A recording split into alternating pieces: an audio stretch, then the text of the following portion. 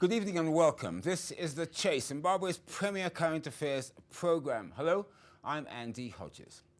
Let me start by sending a clear and unambiguous message. Zimbabwe's harmonized elections are due on the 23rd of August 2023, and the message is no to violence. Scholars say electoral violence is levied by political actors to purposely influence the process and outcome of elections, and it involves coercive acts against humans, property, and infrastructure. It can happen in all parts of the election cycle, including at the announcement of elections, party primaries, and voter registration, and it can be promoted by both state and non-state actors. But some commentators argue elections are not the root cause of violence, but a catalyst or accelerator of violence and escalation of existing tensions. In Zimbabwe, it's game on.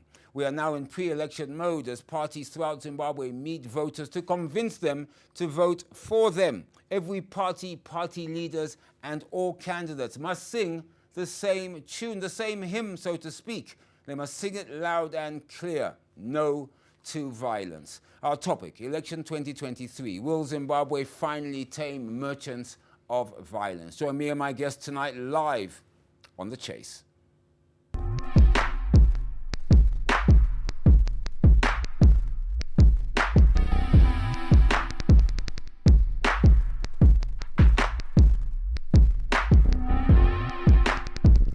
Welcome back. You're watching The Chase, Zimbabwe's premier current affairs program. This is ZTM Prime, broadcasting to you from our studios in Harare, Zimbabwe. Now, to discuss election 2023, will Zim finally tame merchants of violence? I'm joined in the studio by Assistant Commissioner Paul Nyathi. He is the Zimbabwe Republic Police spokesperson, and Commissioner Advocate Obert Gutu, National Peace and Reconciliation Commission. Gentlemen, welcome to The Chase. Thank you for having us, Andy. It's only a pleasure.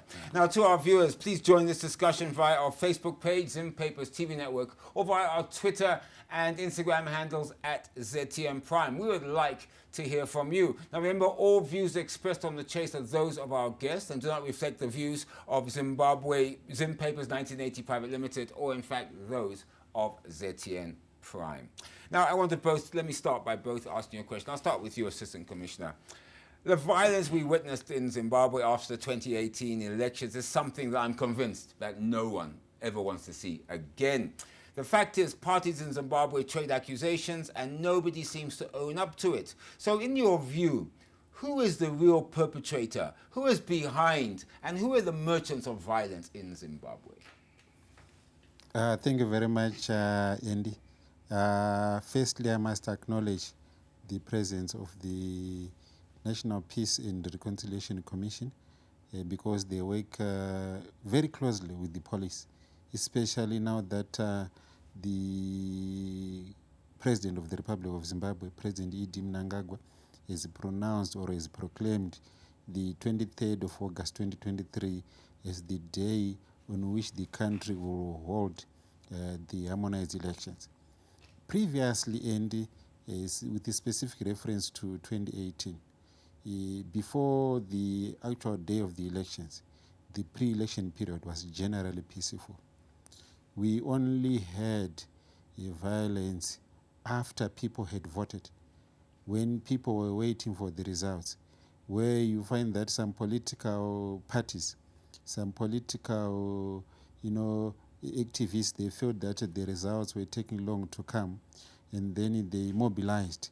We have got evidence to that effect, that some people were mobilized, some people were buzzed into the CBD, and in the process they engaged into acts of violence, where some of them were openly. If you look at what happened at the Zeki National Command Center, people, they went there, openly provoked members of security services. You see, and what was being captured not only by the local media, even the international media, which was observing the elections. So we call upon politicians, we call upon political parties, to promote the gospel of peace before elections, during elections, you mentioned people were bust into to provoke violence. Which political party? Are you able to tell us this? I wouldn't want to name specific political parties. Okay. But we have even video clips of some politicians who were going around addressing some youths, urging them to come into the CBD to engage in violence. Obert, you heard my question there. It's always good to understand who's behind violence, to be able to then possibly in the future nip it in the bud by maybe engaging with them.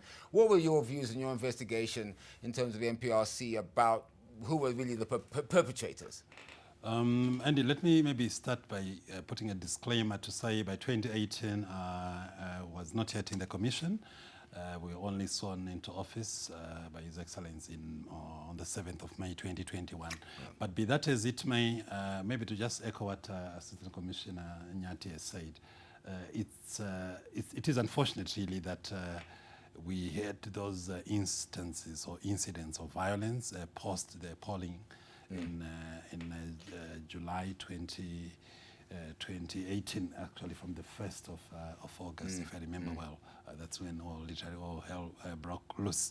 So I would like to believe that now that I'm in the National Peace and Reconciliation Commission, and that I'm speaking for and on behalf of the NPRC, we would like as a commission to call upon Zimbabweans, particularly political parties and their supporters.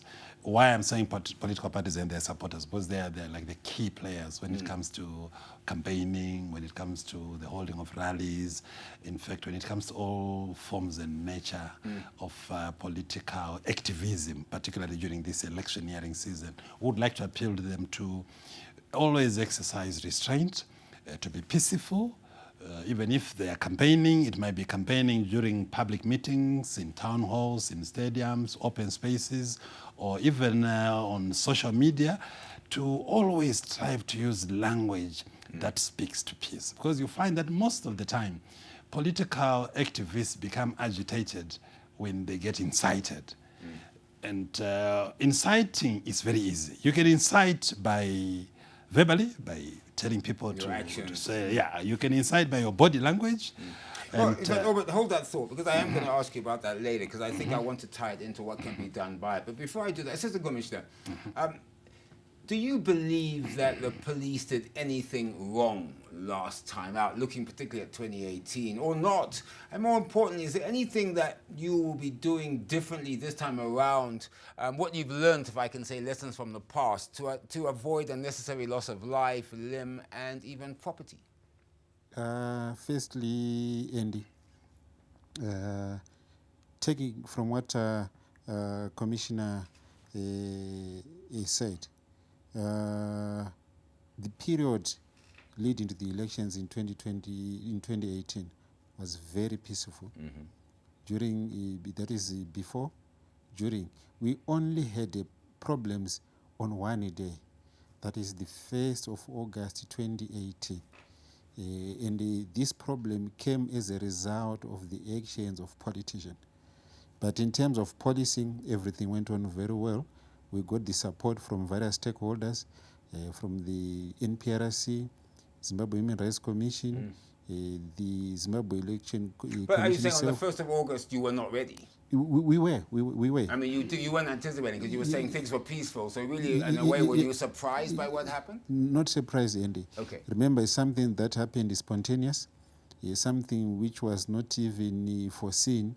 And when it happened, the Commissioner General of Police initially deployed police officers. And when the police officers were overwhelmed, remember, when we plan for elections, we don't plan for Harare only. Police officers are deployed throughout the country. And when people are voting, currently we are waiting for ZEC to give us the total number of polling stations.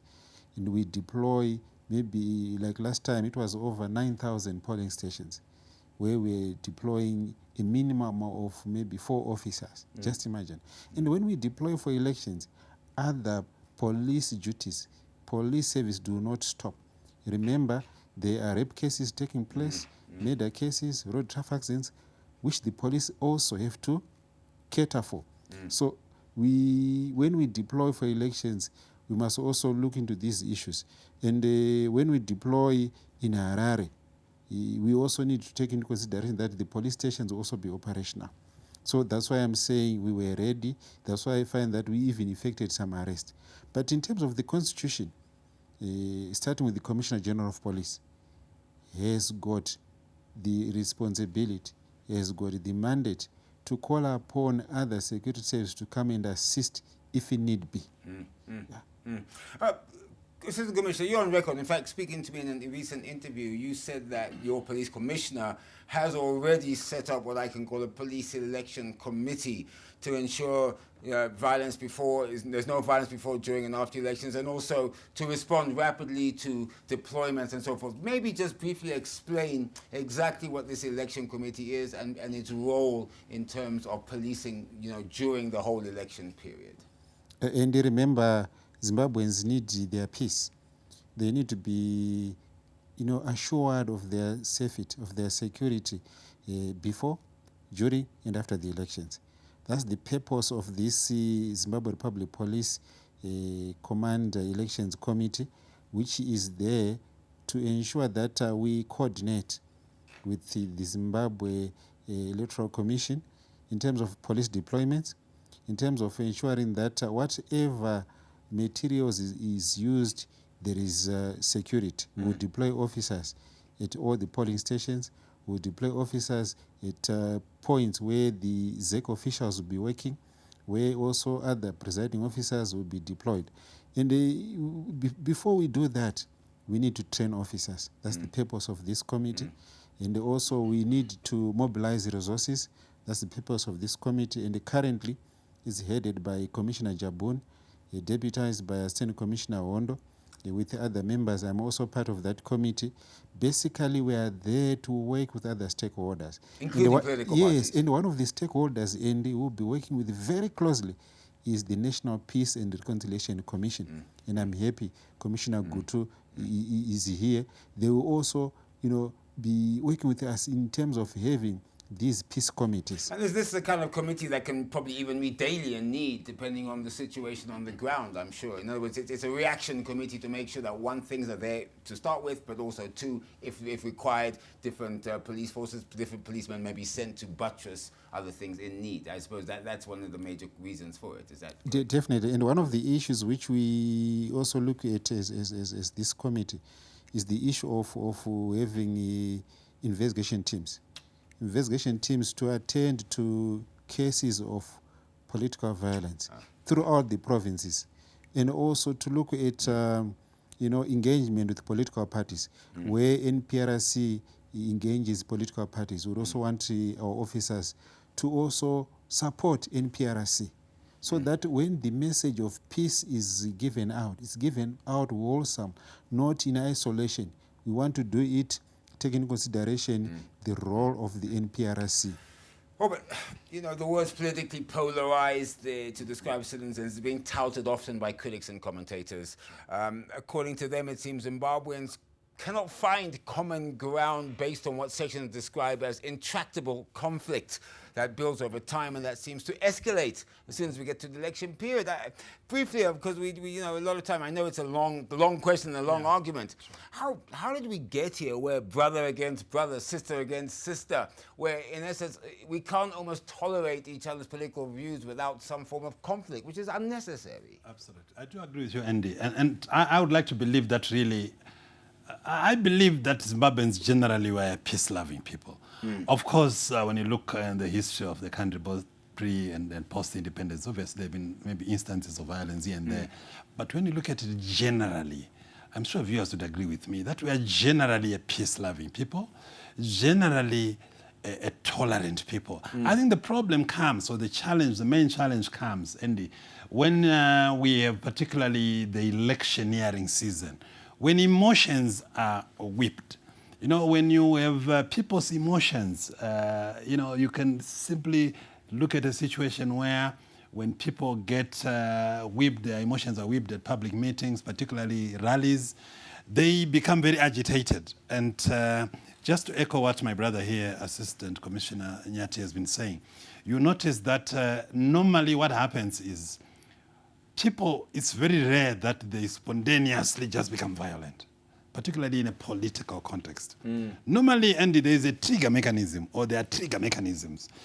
More often than not, the trigger mechanisms come from how the messaging from a political point of view is done. How do we articulate our political messages? If you articulate political messages in a non-peaceful way, if you articulate political messages in a violent way, in a manner that is intolerant, in a manner that is generally very indicative of a desire to disturb the peace or to breach the peace, 9 times out of 10, your supporters, your followers... You say they take your lead. They take your lead.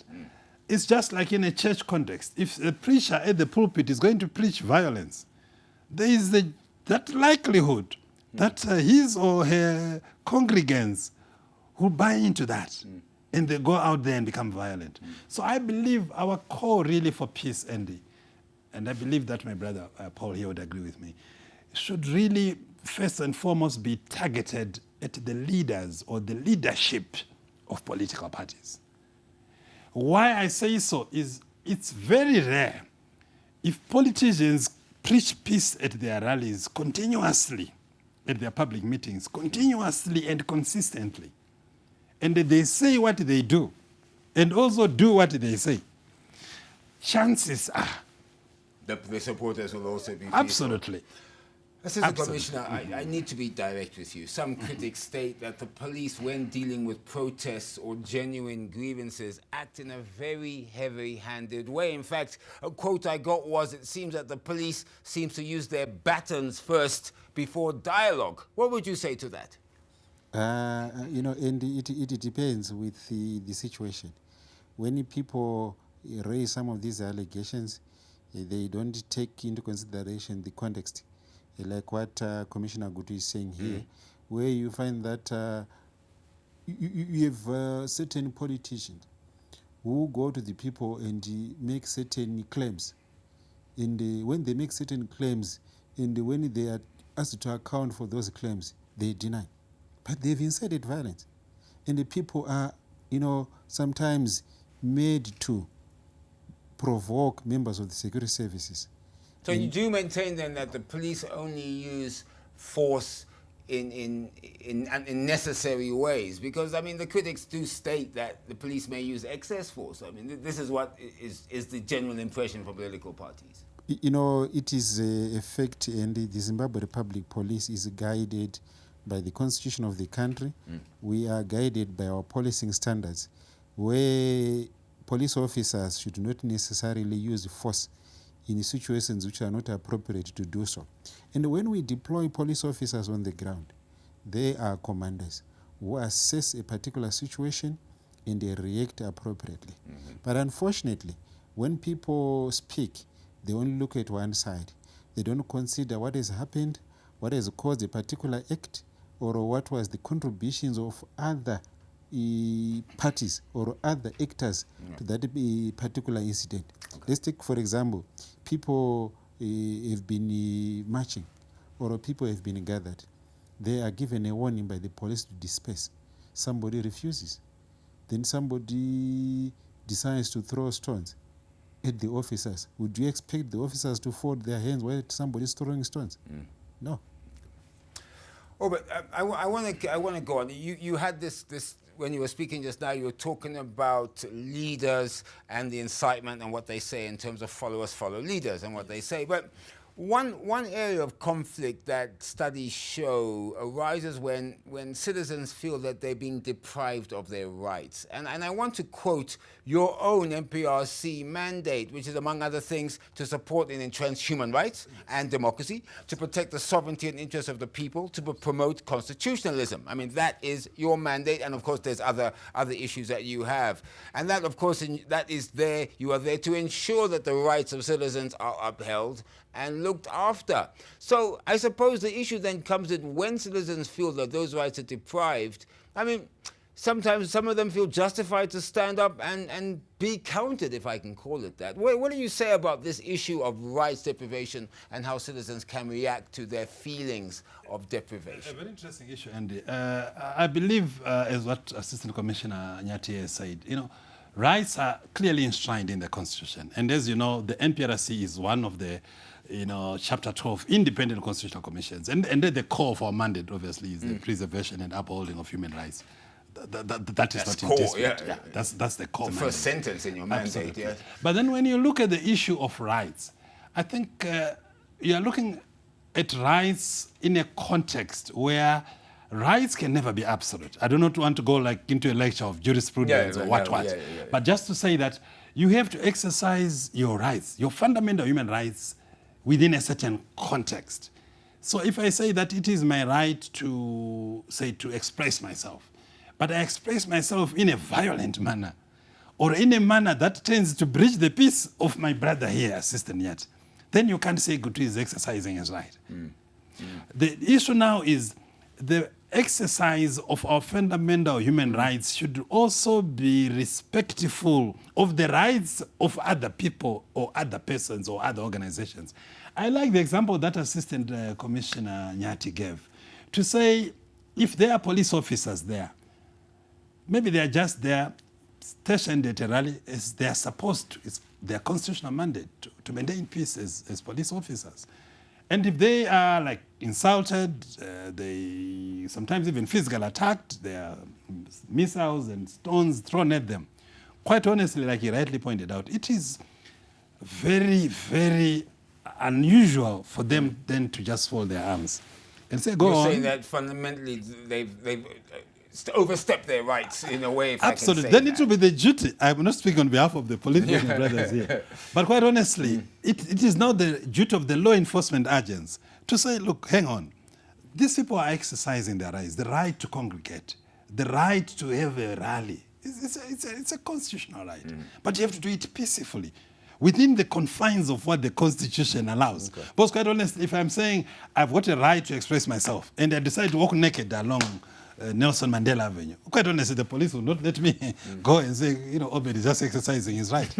So I believe that what we Zimbabweans should do as a people is to say, if the police are there, they are there to conduct their duty as police officers, as Paul says, in terms of their constitutional mandate. But if we go all out to lampoon them, to insult them, or to even assault them. Obert, I hear you, but the Assistant Commissioner, I want to follow on this track that Obert is on. And now, the police have been accused of, for example, denying certain political parties the right to peaceful gatherings. They've even been accused of disrupting some of those gatherings. Can you explain exactly how the police treats political parties? And if the accusations against the police force, in a way, I suppose, let me say it bluntly, that you're biased. Would that be true or not statement? First, Andy, I don't agree. Why? All public gatherings, including rallies, now that we are into the election period, are governed by the Maintenance of Peace and Order Act. And these notifications by conveners who are representatives of political parties, they don't come to police headquarters. They go to regulating authorities who are officer commanding police districts, who are empowered in terms of MOPA to receive notifications from conveners. And then what happens after a notification has been made?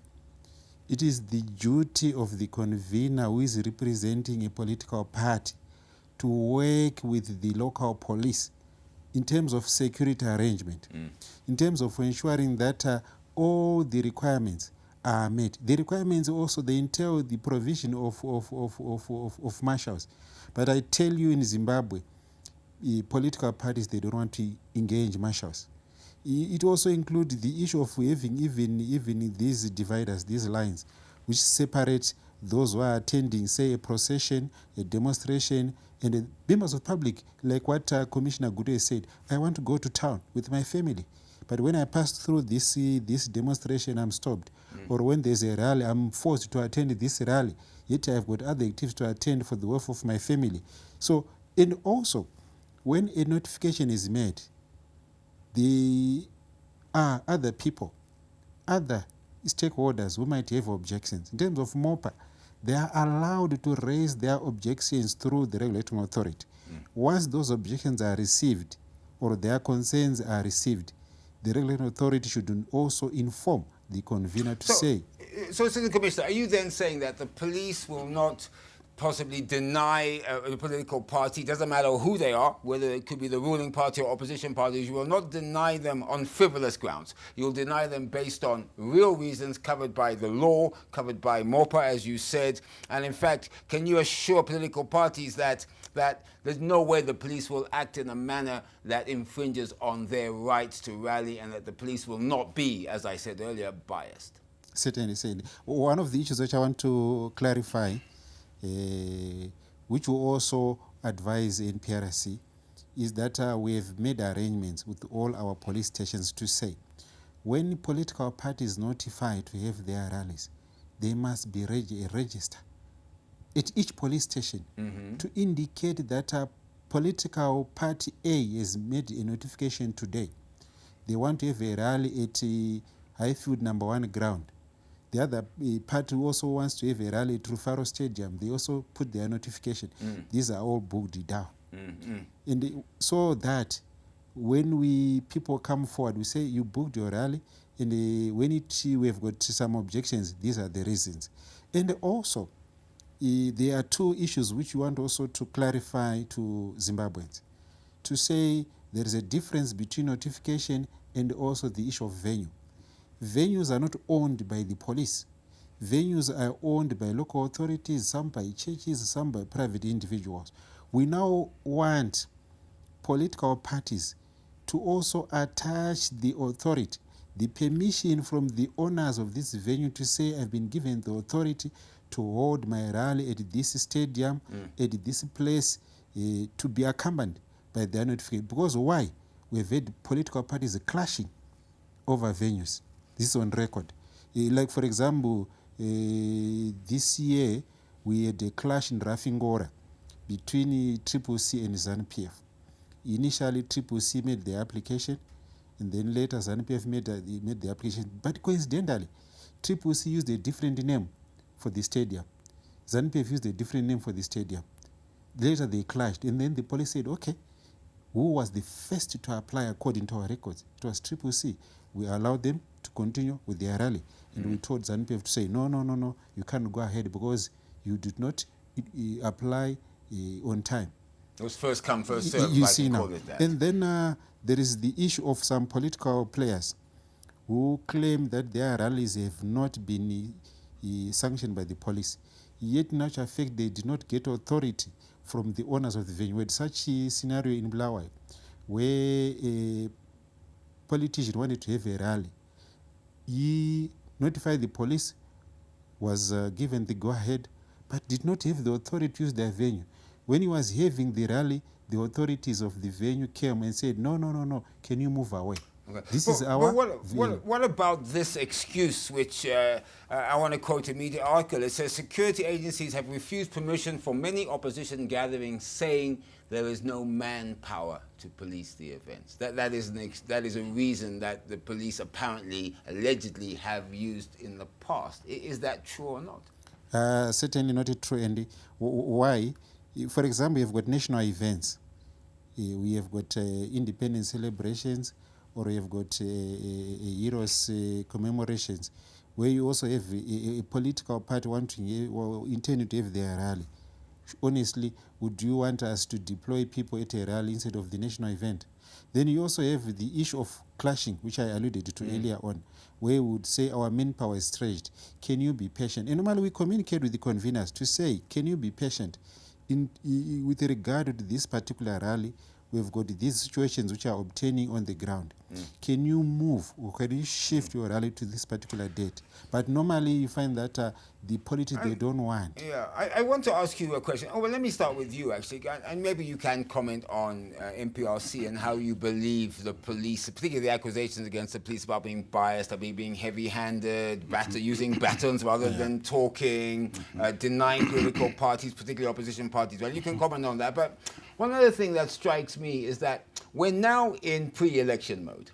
Absolutely. And it strikes me as if political parties who are organized should know exactly what they're going to be doing over the next 2.5 months. They should know where they want to rally, where they want to hold them. They should have a plan. I mean, I would think, if I was the political party, I'm not, but I would think so. I mean, and maybe for both of you, surely that would be something that could help the process smoothly, particularly if, for example, it's not like you open it. It's more like, I was saying earlier that what if all political parties came and said, this is our plan, and you opened it all together in them, you then sat down, negotiated, gave them the permissions. I mean, wouldn't that make things a lot more kind of organized and definitely, and it will actually make things, I think, very, very easy. And I think it will also work a lot in preservation of peace. Because, like you say, there are about maybe 80 plus or minus 80 days the next election. The date has been promulgated by His Excellency, and everyone knows Wednesday, 23rd of August is polling date. And the best now is we have the police force who we work with very well, because we have peace committees in every province where members of the police force are also active participants in peace committees. Members of political parties are also active participants.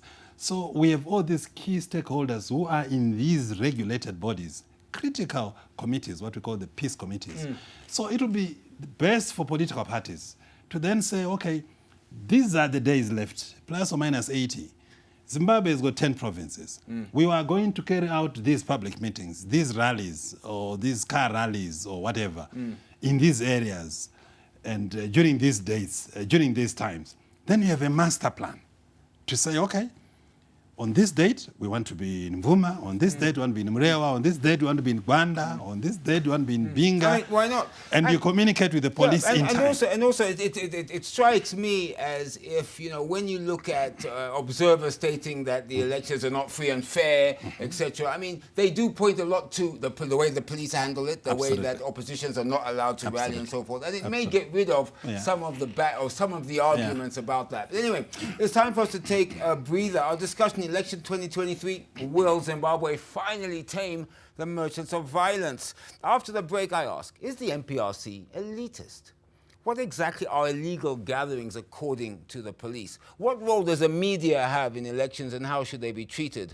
Will the police and NPRC be consulting with all stakeholders and political parties involved in the upcoming harmonized elections? Don't go away, The Chase. We'll be right back.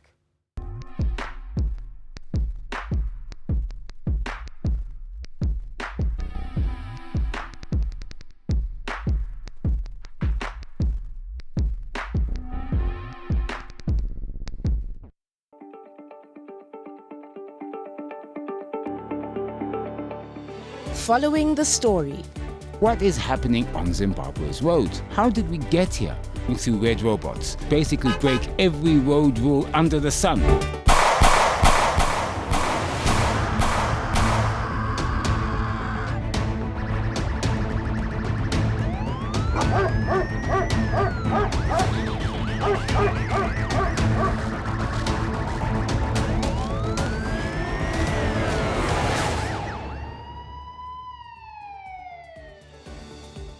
So inini ndakadhakwa nembanje dzangu ndikaenda kuchipatara ndaunorapwa kana handibatsiri asi ndikazvishaya teteka aiwa. Deeper analysis. So, are you ready and prepared if violence rears up? Jacob Mafume's party has taken hostage of them. The videos are there. Do not be drawn into the debate of discussing issues that are sub judice. He said when he grows up, he would like to be like me. Just to put you in there. Good evening and welcome to the program. Just to break the ice, what is ZINEF's mandate? To promote media freedom. And money matters. Coming up, Tanganda Limited is set to bring online a macadamia processing plant. Now, Zimbabwe Stock Exchange listed company Seedco Limited has resolved to suspend indefinitely is proposal. Every week on ZTN Prime. Hello and welcome to The Mint. I'm Andy Hodges. This is ZTN Prime, broadcasting to you.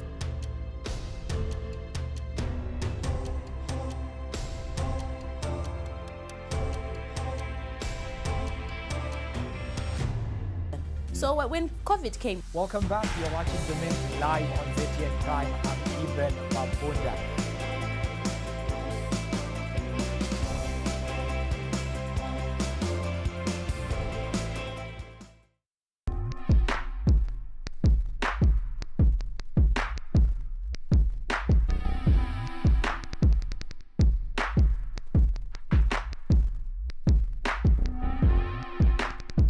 Welcome back. You're watching The Chase, Zimbabwe's premier current affairs program, and this is ZTN Prime. I'm Andy Hodges. Our topic, Election 2023. Will Zimbabwe finally tame the merchants of violence? In the studio, I have Assistant Commissioner Paul Nyathi, the Zimbabwe Republic Police spokesperson, and Commissioner Advocate Obert Gutu from the National Peace and Reconciliation Commission, NPRC. Obert, there has been criticism leveled at the NPRC. The argument goes that the processes of consultation that the NPRC may embark on are elitist and that they do not resonate with the victims. In essence, they say that you do not really consider the victims' voices. Your comment? Andy, I would actually respectively want to disagree because I believe that the National Peace and Reconciliation Commission is very victim-centered. And that we are actually also very grassroots anchored. Why I say so is when you look at activities that we do, we are more out of the office than in the office. I'll give you practical examples. As I'm speaking right now, we have got teams that are all over the country. We have teams that have been in Bindura, Mashonaland Central Province. I was actually in Bindura myself on Monday. With my fellow commissioners, we have teams that are out there in Muzarabani, as I'm speaking, and Mkumbura, right by the border with Mozambique. We have teams that spend the day in Mandarin. We have teams that have been in This is talking to people, the citizens on the ground. Talking to villagers, talking to people, ordinary people, like we have. And your message is what to them? The message is a message of peace. We actually have what we call peace, voter education peace campaigns, where we are out there talking to ordinary people, talking to community leaders in the rural areas, traditional leaders, the chiefs, the headmen, the crowheads. And the message is one of voter peace education, to say whatever we are doing, we may be political activists or we may be just voters who will just go and vote and come back home. What we have to do is to continue to observe the peace. And our teams are right there in the communities. We were in Matabeleland South last week or the other week. We were in Mashonaland West. We went down to Siakovo. So you completely disagree with this elitist tag? We have been to places where maybe you have never been to in Zimbabwe. And right there in the back of Beyond. Okay. In Malipati. All right. So you refute this? With respect, I do. Okay. Because we are actually, and we find places that we go to, some places where you actually literally have to walk on foot because there are no bridges. You leave your cars and walk. I think you've refuted it enough, Obert. Assistant Commissioner, I want to talk about what is termed in Zimbabwe illegal gatherings, from the police perspective, of course, and how illegal gathering actually comes about, and how political parties, of all political parties, can sort of legalize a illegal gathering, if I can call it that way, and of course get these gatherings sanctioned by the police. Maybe explain briefly what that really means in reality. Yeah, before I answer your question, Andy, I want to reiterate what has been said by Commissioner Gutu, because I feel it's very important. The issue of planning on the part of politicians, on the part of political parties, now that the elections dates are known, so that we don't end up people clashing over venues, we don't end up having people compromising the maintenance of law and order in the country. We encourage political parties to plan their rallies so that it becomes easy for the NPRC, it becomes easy for the Zimbabwe Republic Police. Okay. Then moving on to the issue of illegal rallies or unsanctioned rallies. MOPA is very clear when it comes to political activities. Political activities are different from a church gathering. They are different from a wedding. They are different from a party where people are enjoying themselves. Because in terms of politics, the tension is high, especially the period in which we are now. And also the language, the issue of language, which has been reiterated by Commissioner Gutu. I want to thank him for that.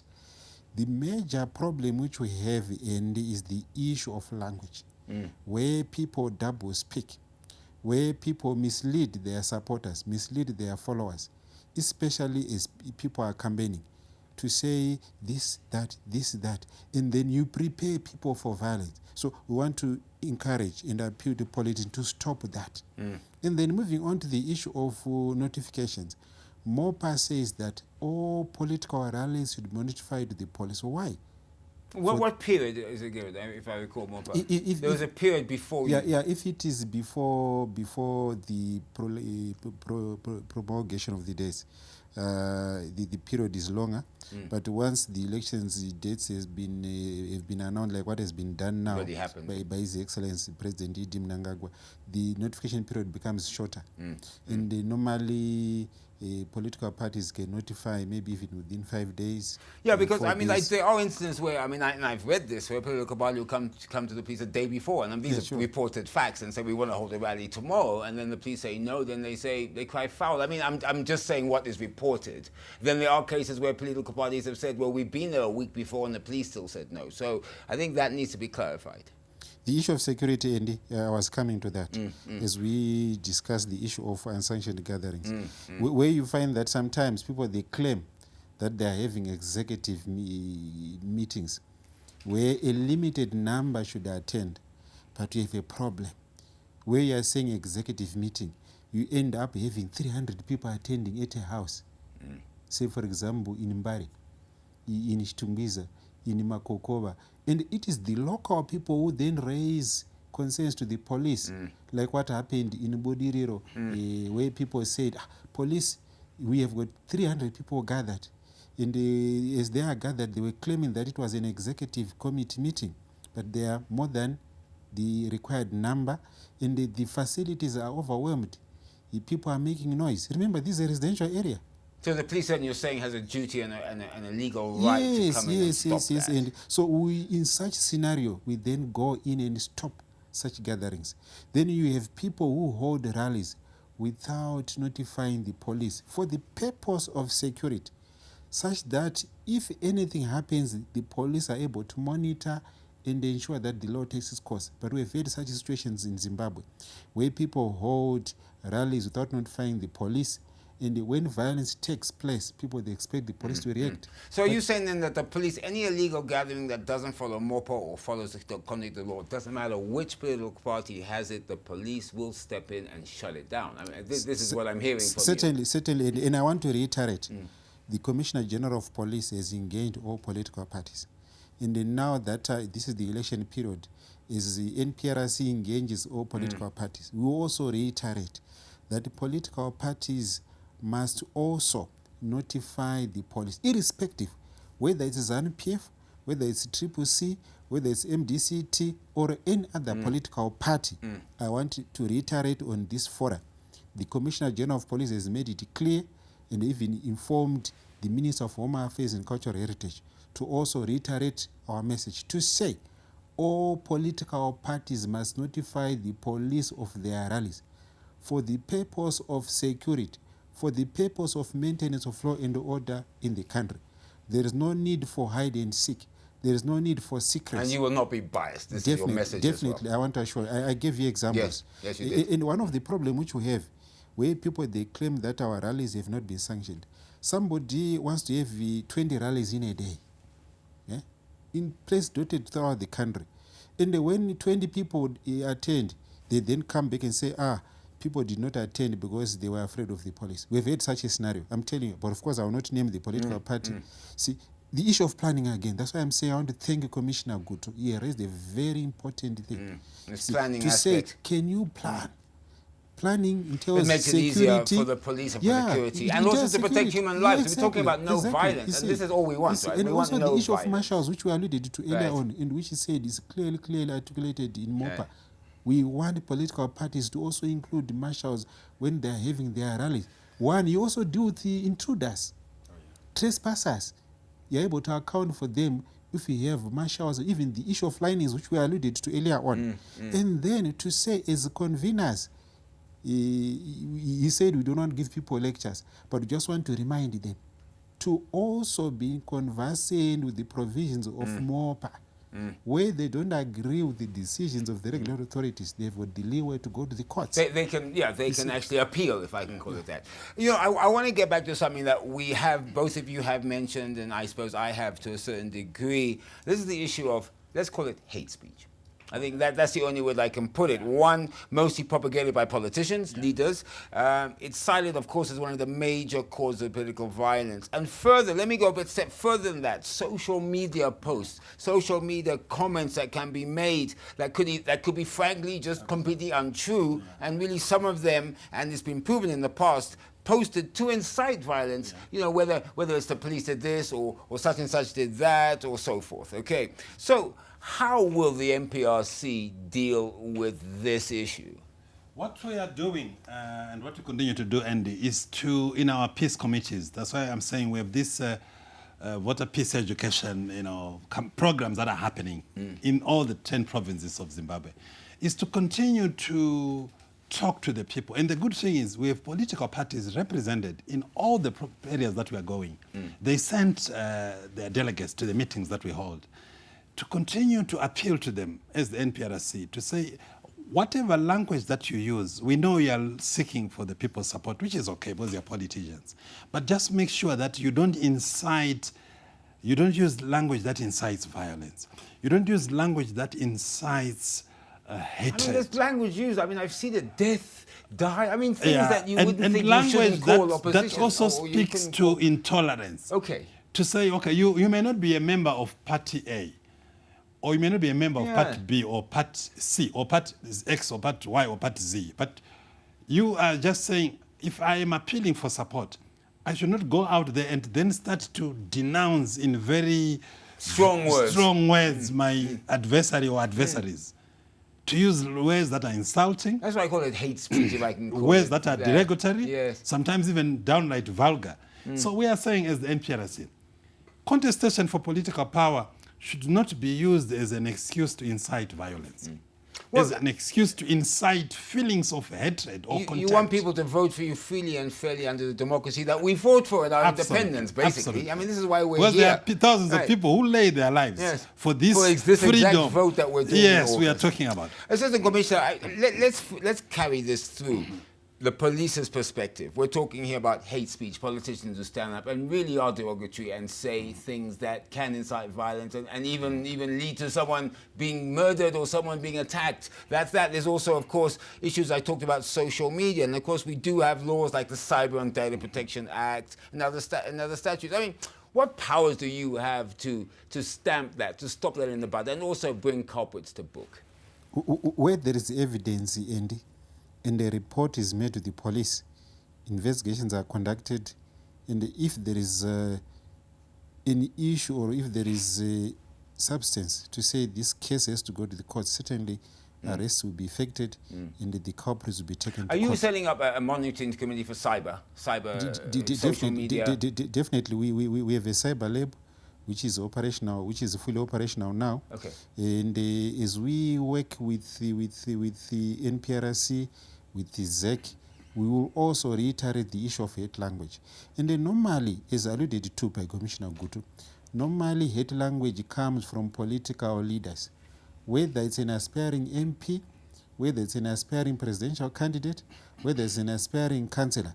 That's why we are saying they must exercise restraint in the use of language. Language should be used to unite the people. There is a Zimbabwe after elections. There is life after elections. So we don't want a situation whereby you enjoy people fighting now because you want to be voted. But after that, what happens when people have killed each other, when people have, injuries because of you? And also, to set certain conditions as people campaign. I will say, if my brother do this, I will act likewise. Or if I'm not voted, I'll do this. No. Let us wait for the voting process to get underway, and the results are announced. Then after that, there is a legal process to I wanted to chip in on that and to say, I'm happy that Assistant Commissioner Nyathi is being very articulate on those issues, the legalities of it. To say there are certain time limits that are given by the law for the announcement of results. And we know that, for instance, the Zimbabwe Electoral Commission is up to 5 days to announce the results.